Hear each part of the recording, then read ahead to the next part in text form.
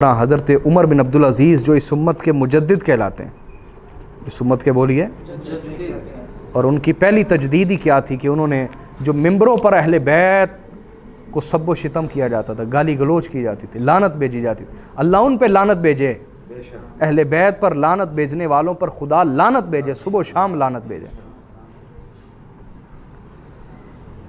یہ جو اہل بیت کے خلاف دشمنی کا سلسلہ کم از کم علل اعلان جو چل رہا تھا، اس کو حضرت عمر بن عبدالعزیز نے بند کروایا، سمجھے، اور اس پر 80 کروڑوں کی سزا مقرر فرمائی۔ اللہ انہیں عظیم اجر عطا فرمائے حضرت عمر بن عبدالعزیز کو۔ تو توجہ طلب بات ہے، اس کو کئی محدثین نے بیان کیا ہے، اور یہ آپ کو مل جائے گا امام نبھانی کی کتاب سے بھی، اور کئی محدثین کی کتاب سے یہ واقعہ آپ کو مل جائے گا۔ امام حسن مجتبیٰ کے پوتے، امام حسن کے بیٹے ہیں حسن مصنع، ان کے بیٹے عبداللہ مہد، مہد میم ہا ضاد، اس کو عربی میں ضاد چونکہ پڑھتے ہیں نا مہد، تو اردو میں آپ محض کہہ لیں، جیسے محض بھی کہتے ہیں اردو میں، محض اس لیے کیا محض، تو عربی میں مہد اس کو پڑھیں گے نا، تو محض یا مہد یہ کہتے ہیں خالص کو، محض یعنی میں نے محض تمہاری رضا کے لیے یہ کام کیا، یعنی خالص۔ مہد عربی میں کس کو کہتے ہیں؟ خالص۔ تو یہ وہ پہلے سید تھے، چونکہ یہ ماں کی طرف سے بھی سید تھے، باپ کی طرف سے بھی سید تھے، اس لیے نے کہا گیا المہد، المہد، کہ یہ بالکل سچا سچا سید ہے۔ کہ ان کی جو والدہ تھیں وہ امام حسین علیہ السلام کی بیٹی تھیں، اور ان کے والد امام حسن کے بیٹے تھے، تو یہ وہ پہلے سید ہوئے تھے جن کی ماں بھی اولاد رسول میں سے تھی اور باپ بھی اولاد رسول، اس لیے ان کو کہا جاتا تھا المہد، سمجھے نا۔ تو حضرت عبداللہ مہد جو حسن مصنع کے صاحبزادے، اور حسن مصنع امام حسن مجتبیٰ کے صاحبزادے علیہم السلام، وہ کسی کام سے حضرت عمر بن عبدالعزیز کے پاس گئے، اور اس وقت بالکل نو عمر تھے، کچھ 14-15 سال عمر ہوگی نا ان کی، نو عمر، لڑکپن کی عمر، ٹین ایج، اور ان کی بڑی بڑی زلفیں تھیں اس وقت حضرت عبداللہ مہد کی۔ تو حضرت عمر بن عبدالعزیز جیسی جان پہچان ہوئی تو انہوں نے، حضرت عمر بن عبدالعزیز نے، وزراء بڑے بڑے علماء وہ نیچے بیٹھے ہوئے تھے، آپ نے ان کو اپنے ساتھ اونچی جگہ پہ بٹھایا، حضرت عبداللہ مہد سے علیہ السلام کو، اور ان کی طرف خوب توجہ فرمائی، اور جو جو ان کی ضرورتیں تھی بذات خود دلچسپی لیتے ہوئے پوری فرمائی، جو جو ان کی حاجات تھی، ضرورتیں تھی، خود پوری فرمائی۔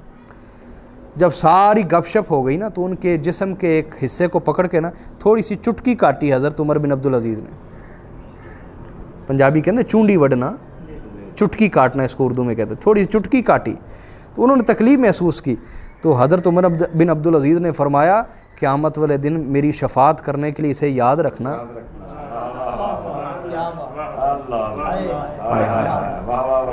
یہ کون کہہ رہا ہے؟ عمر بن عبدالعزیز، جنہیں اس امت کا سب سے پہلا مجدد کہا جاتا ہے۔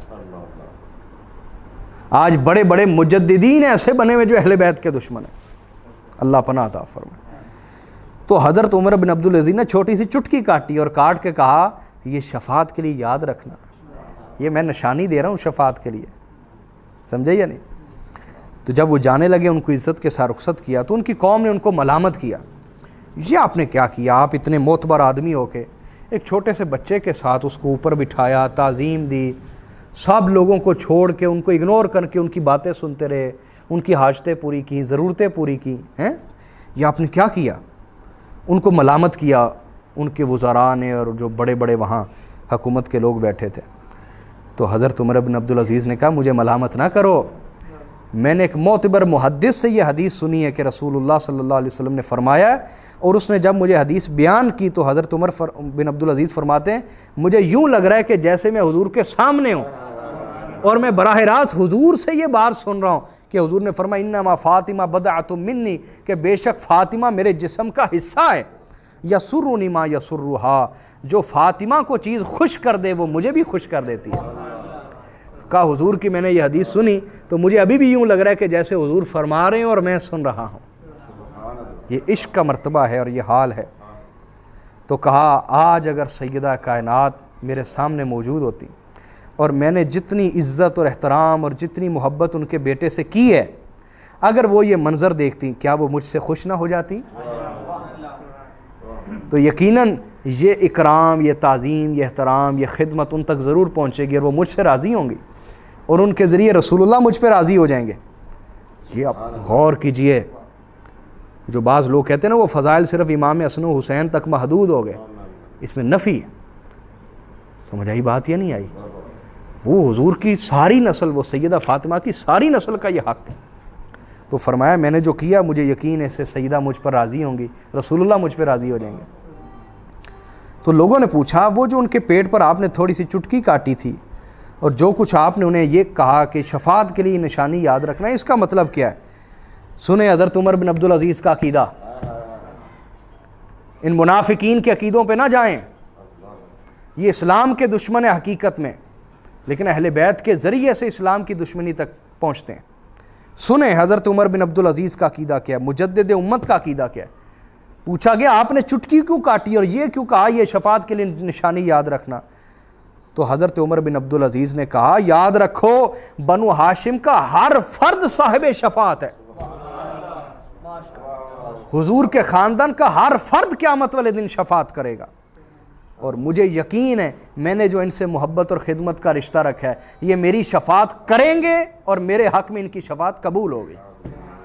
تو فرمایا میرا یقین ہے کہ اہل بیت کا ہر فرد صاحب شفاعت ہے۔ بولیے صاحب شفاعت۔ میری بات سمجھے آپ؟ یعنی یہ تعظیم اور تکریم ہمیں اکابرین نے سکھائی۔